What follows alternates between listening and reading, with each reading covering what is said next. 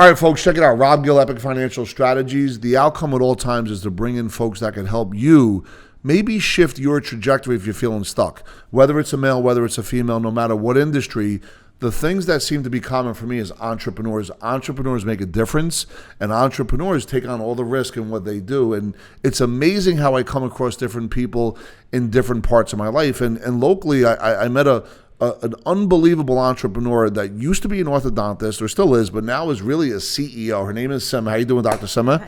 It's great to see you today. Awesome. Great to see you today. I'm so happy to be here. Happy day. And truly, I've known Sima now just in different circles for a couple of years. Our kids, play sports together. We're located right here in the Rumson, Fairhaven, New Jersey. And Sima is somebody that walks to a beat of her own drum. You can know that even in these little ecosystems that we're in. And every single person always says, hey, you got to have Sima on your show. So most recently, we were at Carolyn DeSena. Major shout out to We Forum and everything she does to make the world a better place. And that was an opportunity to bring you on today. So I am super thankful. And before we get into anything, is there anything you want to share right up front as I go into what I'm going to take you through? No, I'm just excited to be here and excited to see what we can offer to the people watching. Amazing.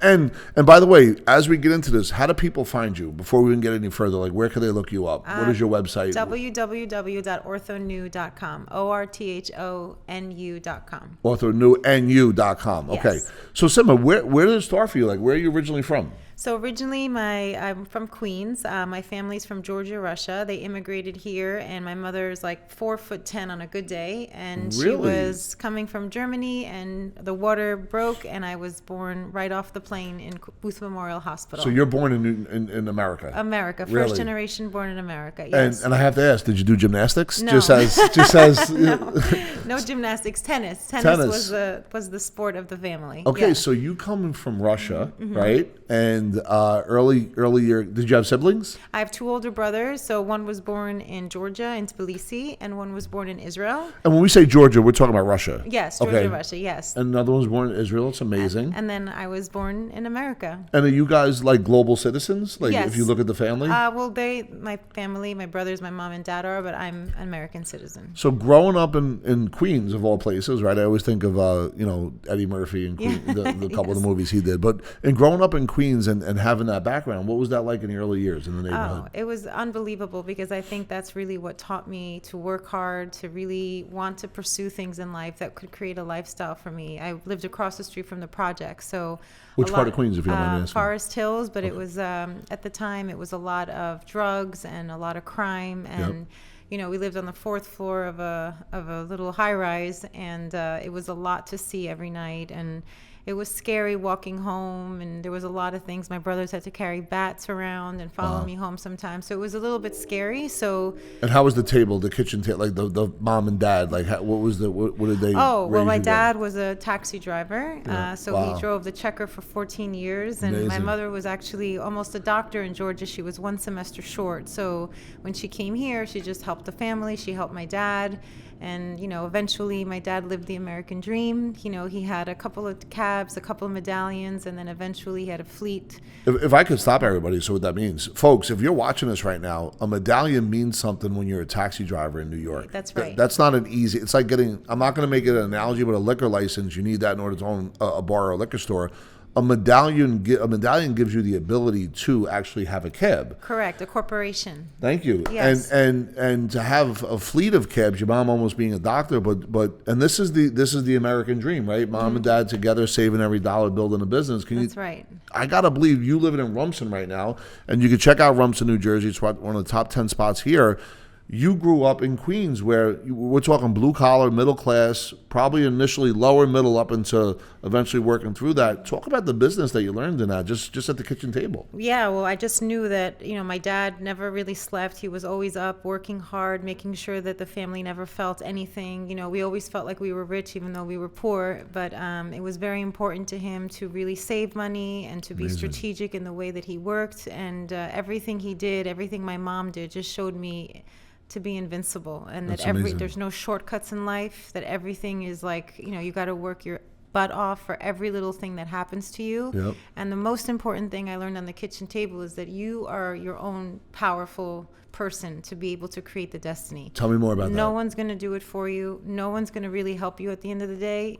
you're the one that has to create your destiny. That's amazing. And that's what my father did, and that's what my brothers did, and that's what I continue to do every day. So when you were in high school, but you knew what was going on at home with the business that was being built, was it clicking in then? When did you start understanding what was actually happening? I think it was kind of subconscious all throughout, just seeing that my dad, worked so hard. And I remember, we had different drivers. Like, we had the day shift driver, the night shift driver, and they would drop off the cash. They would come to the house. We would feed them. It was like a whole spread. And then we used to have like the Walgreens bags or the CVS bags or like the grocery bags, and we would put the money in there.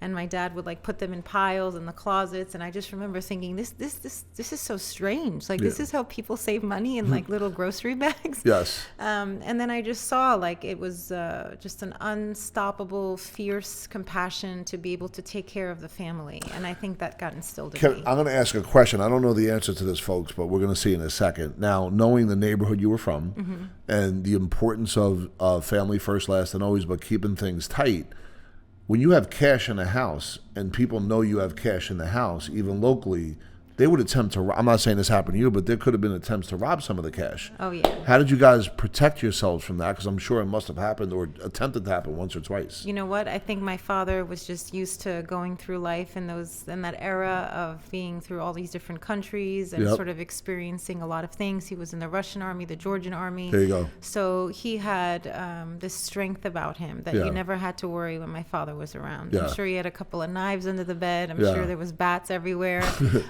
So, I just always felt protected knowing that my dad and my brothers were in the house. And your brothers, did they go to the same high school as you? Were you guys in the same? Same high school. My brother Raphael went to Nick Bollettieri Tennis Academy, became a tennis phenom. Let's stop. Can we stop for a second? Yeah. That's like a famous tennis trainer. Yeah, we all went there. We all went. You to did too? Yeah, we all went to Nick I can't Bollettieri. wait. Let's put a pin in that for a second. Was this in high school or was this in? Yes, this was like around. I was 9 years old, so before high school, so middle school around So, there. folks, let me just. I want to paint this picture. I grew up in Bayonne, New Jersey. It's like a mini Queens. Bayonne's only 3 miles, but schoolyards are treacherous, right? And I know from my schoolyard it was fist fights, chest on fights, people mocking on each other. To be able to get your kids out of, even though you're living in Queens, not judging, but even though you're living in Queens, and get them out of that environment to a really a world-renowned tennis school is incredible. So you guys were protected from that, I'm assuming.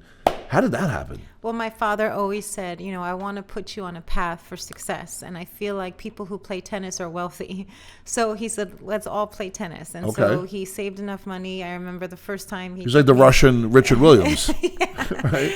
Yeah. And I remember the first time he saved all this money, and he said, okay, all 3 of you are going to go to Nick Bollettieri Tennis Academy. But you can't just show up there, right? No. You have to be good enough. At that time, I think you were able to go. But then my middle brother, he had to, basically extend the invitation to one, and it was Raphael who was the one that got extended, and so he stayed.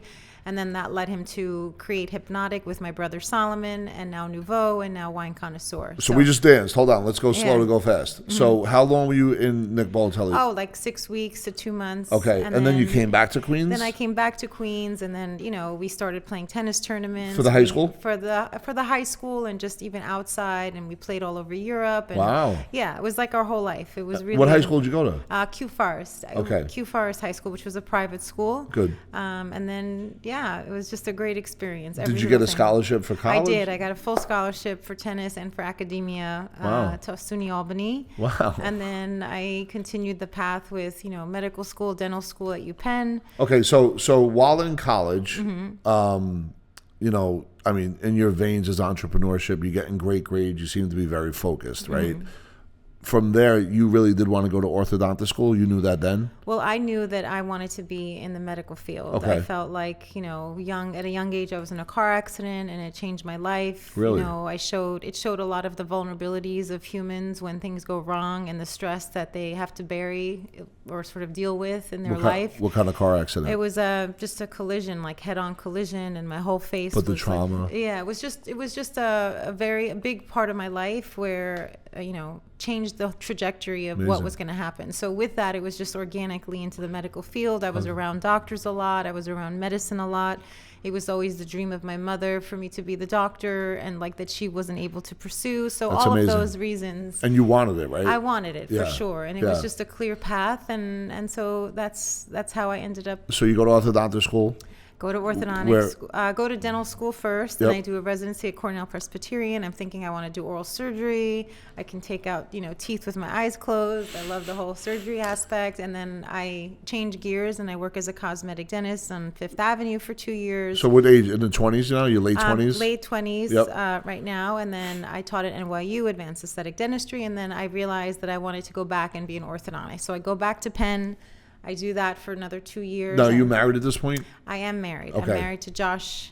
Major shout out, Josh. Major shot. What's up, brother? How you The best doing? orthodontist. Yep. And then I'm married, and so I then work in New York City for over 10 years. What was that like? The hustle and bustle? Were you ready to get out? Or? I was ready to get out when I had Liam. He was already about 2 years old. Okay. And then I kind of stopped working in the city and traveling. I didn't love the whole experience not being home with the kids. And, at that time it was important to be home with the kids. So I came back, and the city was amazing. I met some incredible people. I learned the industry. I learned, the sort of pain points of patients every day, seeing them all the time, hearing what their problems were. Now, you didn't own your own practice at this, or did you? Like, what was the business dynamic? What did that look like? So I was an associate for Dr. Salzer, Dr. Lemshin, and that was really like where I learned everything. They were great humans, great doctors, and still to this day are close friends. Beautiful. Yeah. So you're in a city. You have Liam. And Sloan at this point. Okay. Yeah. Mm-hmm. And now you're saying, let me move. You figured out where you guys wanted to move to and open up a practice down here? Like, what did that look like? So I never opened up a practice here. I just, I did like a little practice with Dr. Coakley for a year when he was not well, when he was sick. And then I just came back and sort of didn't really do anything until COVID hit. And then I realized Were you down here, though? I was down here in Rumson, yeah. All right. And then around COVID, like because my father-in-law's an orthodontist and my husband, obviously, that we had a lot of people coming to our house, a lot of emergencies. Wow. Nobody had access to the dental care that they needed. And when you're in braces I and didn't think about aligners, that. when you're in braces and aligners, it's like very challenging because like one emergency leads to a sequelae that could be, very painful, like either an inflammation, a sore, an ulcer. Yeah. And so I realized then, I was like, there's got to be a better way than toenail clippers and pliers and people using the most random things in their garage to help with emergencies. And so that's when I started drawing like the tweaks and the braces and all the things that I thought. And then So tell us all about that, like how that from the emergence of that to where we are today. Yeah, so As the hustler to the CEO. Yeah, so I think it was more like the compassion that drove me to want to create something for people to have. Yep. When again, that moment when I was in that car accident, watching my parents feel so vulnerable, not understanding, not the language and not understanding what the right next step was, right? Okay. So I feel like the compassion came from giving people the opportunity to feel powerful in those moments when they really don't know enough to make that decision. Yeah. And so I started to draw all these products. I started to write things down in terms of all the things I saw over those 10 years.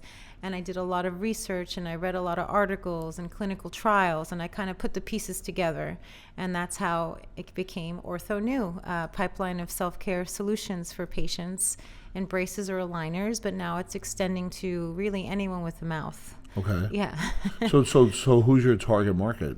Target market is anyone that is a dental patient, anyone that is going through aligners or braces, and really it's, So if somebody goes through your process, what is going to be the outcome for them? That they're not aware of, that they can't just get, like, explain to the folks what is really different, your value add, and how you make things even better for somebody. Yeah, that's a great question. So just to sort of switch gears to answer that question, there's a book called Outlive. It's called by Peter Attia. And he describes all about medicine in general and how the 4 horsemen, which is cardiac disease, cancer, all these endocrinological problems that people have that are the biggest factors for death rates in this world, is all about prevention and about being proactive about your health way before it actually happens to you. So before you become type 2 diabetic, if you go back 5, 10, 15 years from that, what could you have done differently to be able to prevent this whole path that you're now on? Understood. Same thing with OrthoNu. What I'm going to give to somebody who uses these products is inevitably these emergencies and this dental pain, this dental inflammation is going to happen. It doesn't matter. It's just the way it is. It's science.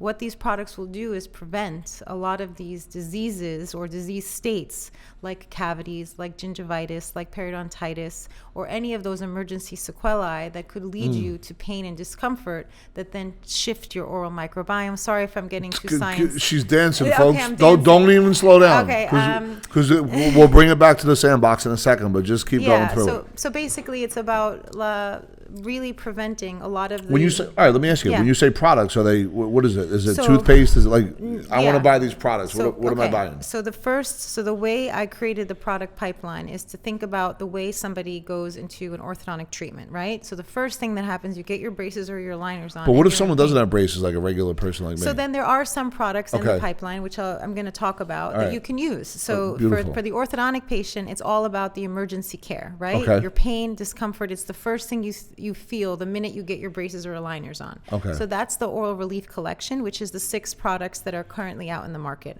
So if somebody starts braces or aligners, I recommend getting the treatment starter kit, where it has your tweaks for braces, which eliminates all of the wire bracket emergencies. You can do this at home, or do you have to? You do it at home. You do it at home. It's like designed. It's designed for the patient to use at home when they can't get to the office. Yeah. And then there's the 4 oral relief kits, which are the interchangeable products that help with inflammation, that are antibacterial, antimicrobial. So like, for example, mouth aid. When you have an ulcer or a sore in your mouth, you put this on the sore and ulcer, and this is something that helps you throughout treatment. Comfort tape for sensitive teeth and gums, Chillin strips that replaces wax, and with all these functional and beneficial ingredients, helps also for wound care, and then the Ortho Chews, which replaces the silicone chewies. Yeah. So for an ortho patient who's listening, they understand what these products are. Yeah. But to your point, what if you're not in orthodontic? But your teeth are white. Yes. Right? Like, is there a product for that? Well, there's whitening products all over, and there's so many different products you can use. And that you have, I'm saying. Yeah. Okay. So there's a lot of things in the pipeline that are coming that are not really helping with the whitening per se, but preventing the darkening of the enamel. Which is the most important thing. Right, and remineralizing the teeth and consistently cleaning and taking off those extrinsic stains that cause your teeth at the end of the day to be... So what you just said, though, consistently clean, does that mean you don't have to go to the dentist to get them cleaned if you have this? No. You have to go to the dentist. Okay. Yeah, you have to go to the dentist to get the cleaning, because that's just the scaling and root planing that's necessary for the plaque that builds up in any patient. But you were asking, like, if you're not... you have products and you don't have braces. Right. So if you have products and you don't have braces, if you go to the dentist and you get an extraction, for example, you can use the Chillin strips, which you can mold over the extraction site, because you can eat, drink, and sleep with it, and the adhesion activates with saliva. So what I mean by that is, like, when you have an extraction, for example, I told you she's no joke, everybody. No joke. When you have an open socket, right? You have so many of these food particles that get in, or you get dry socket, or you have pain, or you're afraid to eat on that side. So you could just take a Chillin strip, mold it over, and the more you drink and the more saliva you have, the better it stays on to that site. That socket, or you can twist it and put it in. It's like so many amazing things. If you just had a root canal, if you just had a cavity filled, if you just got 6 veneers, or you had a gingivectomy, you can use these products. Let me ask you a question. Speaking of veneers, because people get that. Is that something that you would say yes to? Do you caution people? Like, what is... Because I hear different sides. That's why I'm asking. So I always think, like, what is the cause of the problem, right? That's the root. Is it that your teeth are beautiful and they're just in a position where they're not, like, showing their best selves? Are they not on display in the right way? Yeah. And many times that's the case, right? Your teeth are crooked, or your teeth are, not in the best position, so that when you're smiling, it doesn't really show the teeth in the way you should. Yep. So for those people, I would recommend getting to the root, which is fixing or aligning the teeth. Then there's those class of people that their teeth are just too small, or they're shaped irregularly, or it's not really proving to be a beautiful smile even though they're straight. Yep. Then if there's an aesthetic concern where you really feel like you want to change your smile, then I think those patients are warranted to get veneers. But the only thing I would say is you should always go to a specialist, whether you're going for ortho, oral surgery, or, a cosmetic dentist, a prosthodontist, somebody who specializes in that. Do you coordinate all that? Or well, I did when I was working, but the best person to coordinate that would be, like, your general dentist. But again, some general GPs, God bless them, they do everything, right? Yeah. But as far as, like, veneers or something aesthetic, I always prefer to go to a prosthodontist or someone who's a specialist. So can I ask you, because I think business is a spiritual game, Yeah. especially when you perform at a level that you're performing at. What is it that drives you to do all this? Like, what do you want to be remembered for? You remembered your mom wanted to be a doctor. That drove you. Like, what is it that drives you? Right now, I think what drives me is the idea that one child or one mom or one dad or somebody uses these products and it really helps them. And I literally saved somebody from driving 2 hours from the house, missing school, missing work, to the doctor, to clip the wire that took 3 seconds, to go back to school, and all of this nonsense. Or the mom that's like, the child's crying at night and the kid can't fall asleep because they're in so much pain, using one of these products to help them fall asleep. Okay. Like the idea of helping somebody that I would do if they were in my office, and being able to extend that to where they are and meeting them where they are, that to me is so powerful. To empower somebody. Empowering somebody to me is like amazing. Like I love helping people like you. Like I see there's something wrong. Like I want to roll up my sleeves and I need a lot of help. Yeah. My Yeah, but I think that I mean, we can have an intervention on my teeth, but go ahead. Yeah, but I think that's what drives me, is wanting to really change the game for people when they're at their most vulnerable moments. Amazing. And what you're doing, is it not only transferable, but is it scalable? Like, what if this interview, all of a sudden 100 people call you? Like, what does that look like for you? Yeah, so right now our business model is really B2B. So that's really going to the dental companies and the dental service organizations and really trying to implement this category of products as the new standard of care. Wow. Yeah, and so when that kind of falls into play, that's what we're doing. And we're also global, which is amazing. So we're able to sell globally. Raising money? So we're on our second round of raising money. If you want to talk money. about that, please do. I didn't even realize that. I didn't know that. Yeah, I want you to know that. But when I heard what you just said, that's why I asked that question. Yeah, so the B2B model has been very, it's a long sales cycle, but we have a lot of seeds planted over the last 2 years. And now the goal is, once it gets to these offices and all over the world, then the organic play is that you'll find it eventually at Walgreens or at CVS. But the sales cycle is very long for these things, but it's once it's incorporated as a standard of care, then it becomes something that patients use regularly inside, outside the office. Let me just clarify. So what I heard Sima just say is they are in a money raise. They're in their second round. It's an alternative investment that is for the long term. Don't cash in all your chips because you think it's going to change your life. However, her passion is in her product and the outcome, and it's being done, from what I'm just hearing, my level 5 listening, in a very methodical pace. So too, that this is something that could create generational wealth. Oh, absolutely. In fact, I just had an investor meeting yesterday, and they love chillin' strips, and they asked me to make an 8-hour one and a 72-hour one. What is a chillin' strip? The chillin' strip is the dissolvable strip that I created that you can eat, drink, and sleep with. That is replacing wax for like the orthodontic industry. So wax. So this is a whole dynamic shift. So it's like a strip that you can mold anywhere in your mouth. But usually when you put wax in, it falls off right away, because the minute anything touches your mouth and you have saliva and it's wet, what happens? It falls off. So what I created was like the opposite effect. Amazing. So the more saliva you have, the better it adheres onto your mucosa and your oral cavity. So that's why it's a pretty incredible product, because now you think about wound care and you think about people having cancer and getting biopsies inside So it's having a multiplier effect, a force multiplier, not just for what you created, but there's other things outside of. Correct. Wow. Yes. And yes. Did you know that at first? You know what? I really didn't realize it until I saw different specialties of doctors talking about it. Like I met a periodontist. He's like, "Oh, I could use this on my gingivectomy." But you didn't even know. I didn't even realize that that's what it was going to be. God's work. But it's really God's work, and it's just so amazing. So the point is that the ability for each one of these products to have its own life cycle is what I'm seeing. So they were asked to license it. They were asked to do all these great things, which could be very lucrative and very exciting to be able to change wound care. People coming at you a lot about this? Oh, yeah. There's a lot of people, a lot of different specialists, a lot of different types of doctors and types of industry leaders that are really... if you're going to talk to an entrepreneur right now, right, who's building something special, and you're I'm sure there was an arduous process, but you're on the accelerated process side of it now. What are some of your warnings, but what are some of your examples of you being an example of hope while you're going not only through the arduous, so the hard stuff, but then when you start to get on the other side of that, how do you manage expectation and with all new people coming in and realizing who fits your culture or not? That's my question. That's a great question. I'm going to break it down a little bit. So the first thing is, starting out as an entrepreneur, you have to just agree with yourself on one thing. Yep. The only way I will succeed is that if I put one more day in and I do not give up.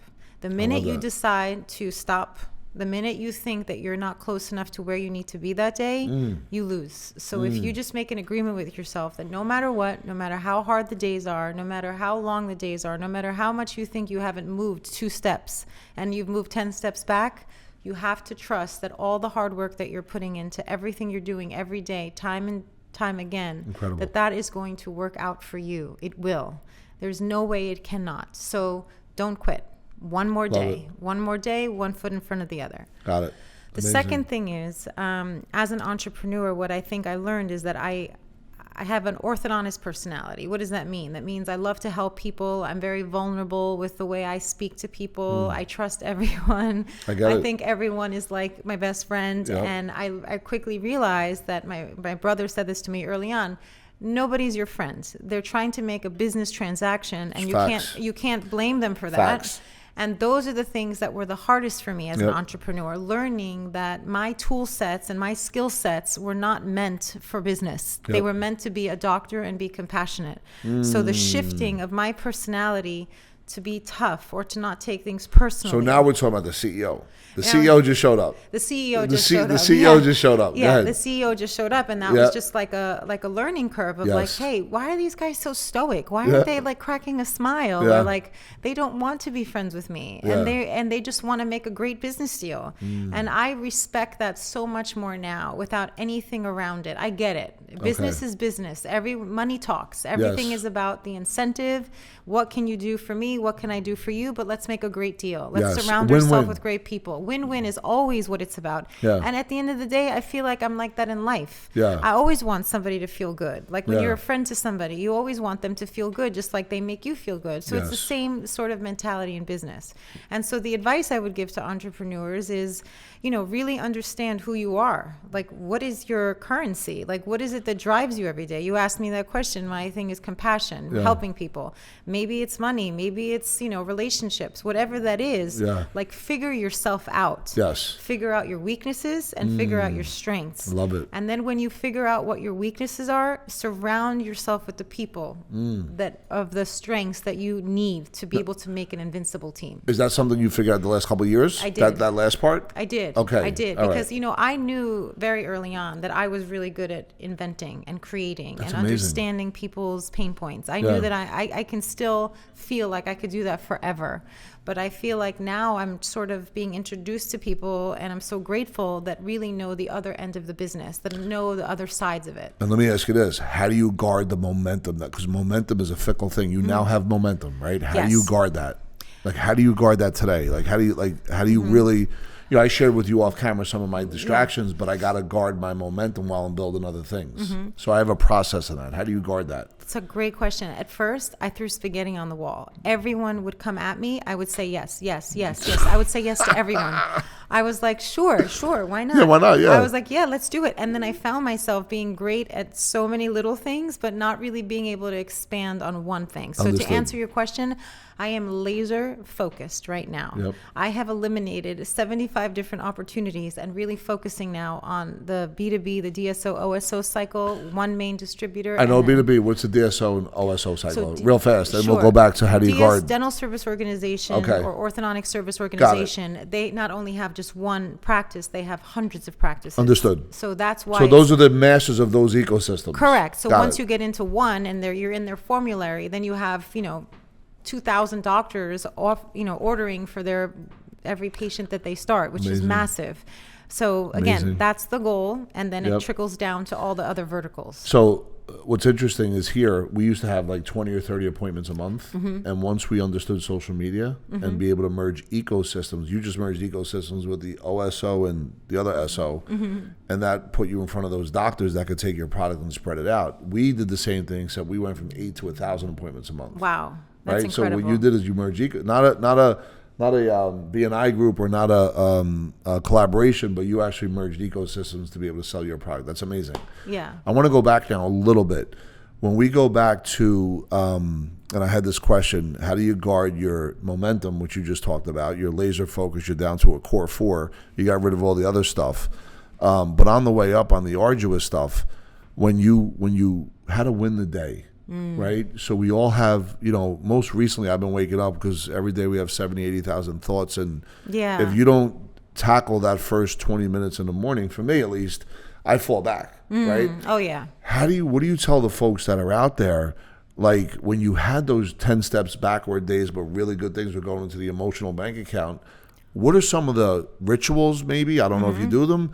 Who were some of your coaches? What are some of the things that you really began to do to close the gap and not find yourself in the space of negativity too long? For me, it would be a week or two. Now it's down to like an hour or two. Like, what are some of the things that you did? Yeah, so it's a great question, and I think it's really important to understand. So for me, it was just about accepting that this is the nature of the way it's going to be. You're going to have good days, you're going to have bad days, and this is just the way that it's going to roll out. Amazing. So number one, acceptance. Number two, I realized that when I had those bad days, like, why were they so bad? Because I wasn't accepting the little good that I had. So another thing that I added on is like, something good happened. Let's be grateful for that little win. Celebrate success every single day. Oh my God, look, I got this email and I have this meeting, and you know what? I didn't have that yesterday, and maybe tomorrow will be better. So those little things, accepting that everything, you should be grateful for everything that happens, and that's even a win to celebrate every day. And number three, the biggest transformation beyond reading and listening to audiobooks every day, everywhere I am, to learn and be knowledgeable, because I think that's very powerful, is also creating, like you said, a routine. So there's something I saw on Instagram where this guy, I don't know, he was probably famous at one point in his life, but he says, do it now. Do it now. Power or like of now. The power of now. Like even like Kobe Bryant, like, don't give yourself excuses. Don't rationalize why. Or another doctor that says, it doesn't matter how you feel. It shouldn't change what you need to do that day. And so what I've started to do is, like, the minute I wake up, whatever time that is, I try every day around 7 to get up, go downstairs, work out for 20 minutes, walk, not even touch my phone, just do something that makes me feel like I accomplished something.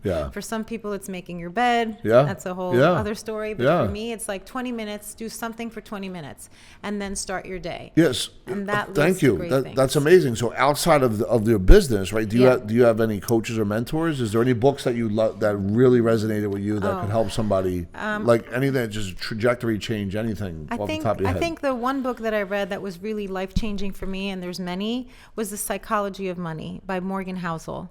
And it was given to me by Sean Rubin, actually. I know Sean. What's up, Sean? How you doing, brother? And it was for different purposes of why I was given that book, but it really explained to me the art of business and the art of money and the art of understanding life.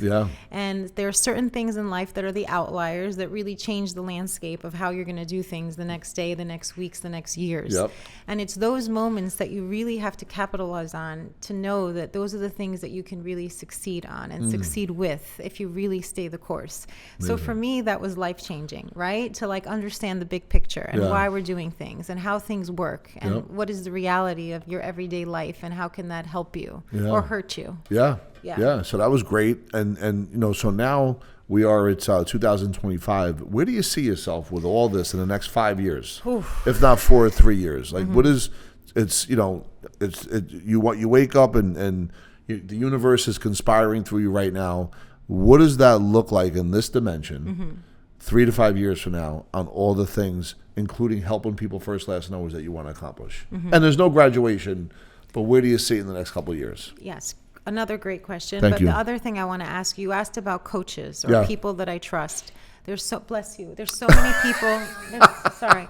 Make sure you get this on camera. There's so many people that I look to that are way smarter than I am, that I speak to all the time. And some people are really kind to be able to help me. So there's a whole slew of people that are in different positions in the industry, whether they're CEOs of I other call companies. that who's your top 5.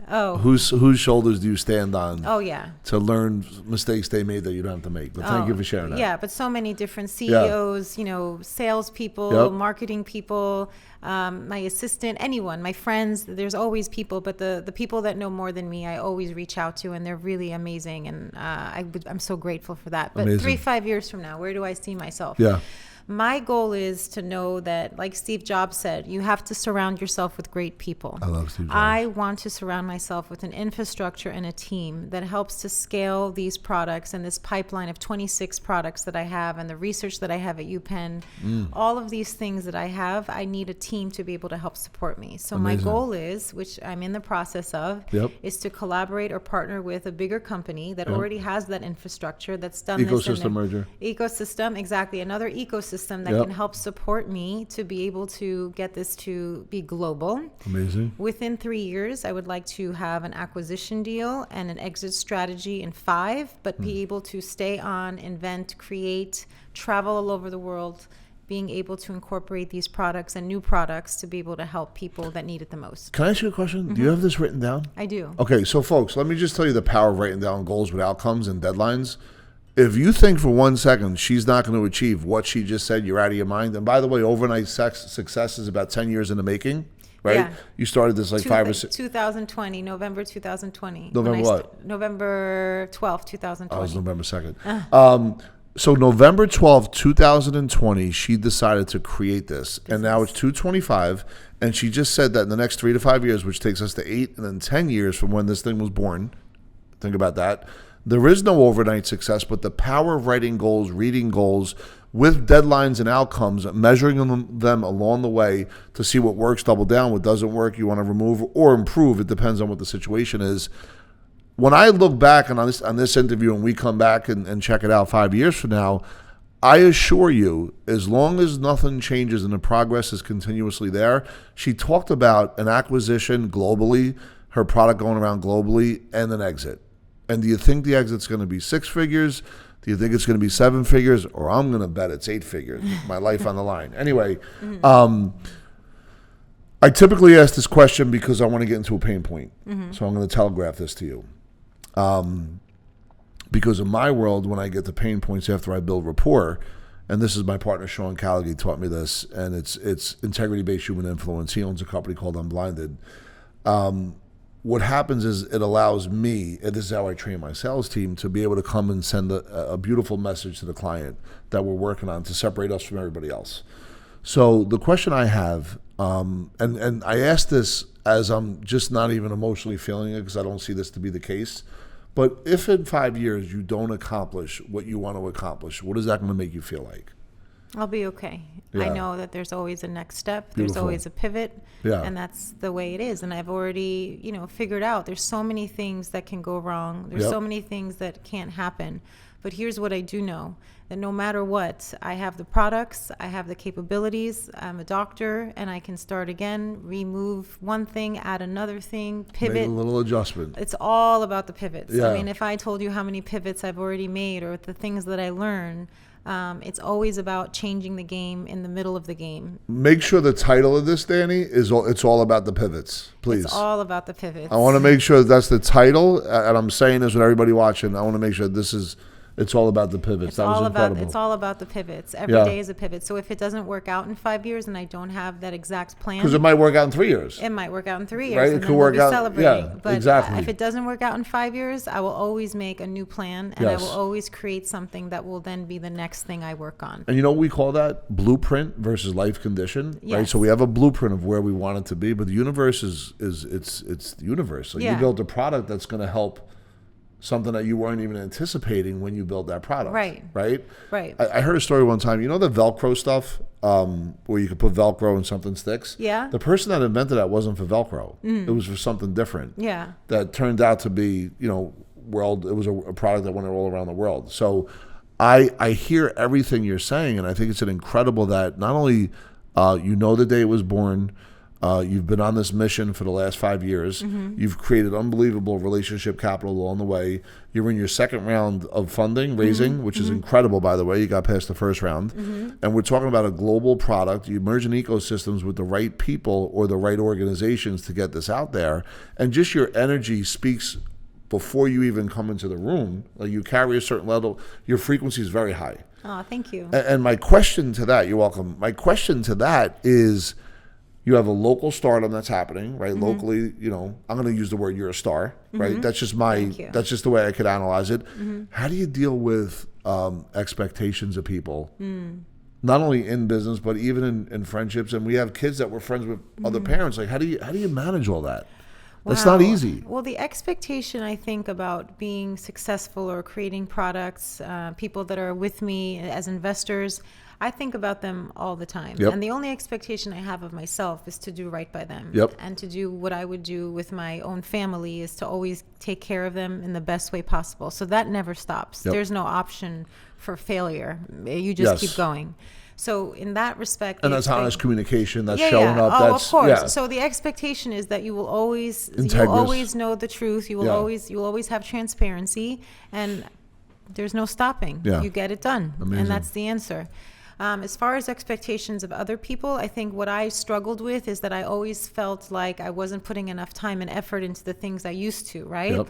Like, I would go out to dinners and friends and, you know, do a lot of things with the family and a lot of extracurricular activities that weren't related to work. And now it's the complete opposite. So my expectation is that if I'm going to do something and I'm going to, you know, create a memory, I'm going to put 100% into that, because I don't really have all that opportunity like I did before. Amazing. Because you know what's funny? As you say that, you brought me back. As I grew my business, especially from 2018 until recently, I lost my ability to be around. Yeah. Like, Oh my I was so obsessed. I still am, but I was so obsessed about building the business. And I don't think people understand that. Oh, no. I don't think people, unless you're in it, you can't understand it. And you just hit the nail on the head that if you're going to step into it, you're going to make sure that, I'm going to use my words, it's measurable and it's impactful, and you're not going to waste any time. And as far as like even at the dinner, you want to make sure that, you know, you're really creating a very good memory. And building a business, I lost that. Oh my God. I lost that. I get you, Rob. I couldn't even go swear out I to did. dinner sometimes, 'cause Yeah. I couldn't get rid of my own thoughts. I would go into the bathroom and jot notes down or make emails or make phone calls. I'm not on social media. I'm on to No. look and take notes and do videos, and I get that. Oh my Yeah. God, it's an obsession. And it's not even an obsession that you choose, and it's an obsession that has to Thank happen you. for you to be successful. Thank you. Because if you're not thinking about this 24/7 and you're have not to. waking up in the middle of the night jotting notes down and thinking about the next 50,000 things you need to do in that day, Yep. then I don't even know how it's done. And your life partner needs to understand that. Oh yeah. And that's a hard thing sometimes, because at some point they may want you to slow down or stop, right? Or just pivot, right? Yeah. But when you're in the middle of building this, it's not an easy thing. No. You know, and it's and you just brought me to that as we were sharing that story. So thank you for that. Yeah, but there is no balance. Like, Yes, there is no I know. balance. It's either like either you're working your butt off for a couple of years and Yeah. you need to figure that out until Yeah. all the systems are in place and Yes. it's kind of running on its own. But even then, you have to be even more paranoid You have to make be. sure that it's going to stay on there. It's crazy, but yes. But it's exciting. You know, at the end of the day, you know, I think for each one of us in life, you have to create something for yourself. You know, it's your own movie. Yeah, it You is. know, just, you know, I always say, like, I'm happy because I choose to be happy. Yes, I have a husband and I have kids, and of course they make me happy. But at the end of the day, I make myself happy because Yeah. of the things that I do. It's And an internal job. It's an internal job. Yeah. So with that, I think if a person or a partner is with you, Yeah. they in turn also need to create something for themselves that they feel good about. Yes. And that sharing of that independence of whatever it is that makes them happy Amazing individually message. Wow. kind of Yeah. really makes the relationship even stronger, I think, right? I agree 100%. And until they can get to that level and understand that that's what life's all about, is to really do you the way that you need to have it done for yourself, Yeah. and then share that with the other person, I think that's golden. That's amazing. And how did you and your husband meet, by the way? Oh my goodness. So I was an orthodontist in New York City, Yep. and the main doctor, Dr. Lemshin and Salzer, they knew Josh through dental school, and also Josh's dad used to work across the street in New York City as Got an it. orthodontist. And when I started working there, I thought the doctor hated me because I try to go hug him every 2 seconds. I used to bring textbooks to the office, and he's like, "Who are you? Like, go away." Try the hug. But then he ended up going on a trip to Costa Rica with Josh fishing because they knew each other as orthodontists. Yeah. And this guy who I thought hated me, he was like, "You should really meet a Sima." Wow. And Sima, obviously, but the way he said it, Josh thought I was an appliance or something. He didn't really understand. And then there was 2 pictures up on Facebook. One he liked, one he didn't. Okay. And long story short, he, Facebooked me, and he's like, "I'll come to the office and I'll meet you." Yeah. And it was just love at first sight. Amazing. And 3 months later, he proposed. Wow. Yeah. And you have how many kids? 2 kids. 2 kids. Okay. Yes, the best kids. The best kids. Shout out to Liam and Sloan. Shout out to Liam and Sloan. You got to come check out the studio. Yeah. And I asked you this before, so I'm going to come back one more time. Where do you see yourself, not in 5 years, but 20, 30 years when your story's written? Oh. And the dash between the day you were born and the day you shuffled.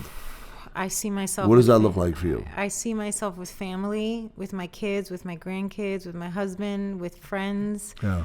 I see myself traveling with family and friends and really making a huge impact in everyone's life by continuing the innovation, the research, the prevention of all these systemic diseases. Amazing. Being able to really put a dent in what we deal with now in medicine to be able to really avoid so many of these issues that we have. I really want to put a dent in that. And what about a foundation? Do you have a family foundation set up yet? Are you going to go down that path? You know what? That's a great idea, Rob. I mean, the stuff you're sharing. I'm going to put that to you. But yeah, I feel like there's so much to do, and I'm so excited. And I feel like everything is around the right people that you love and that you respect, and just building on that and being able to be setting up my kids for success, in the next couple of years, really giving them a great path to be able to extend their lives and their everything that they want to accomplish, and just, being a really strong foundation for my family, for my friends, this industry, this culture, and really, changing the game.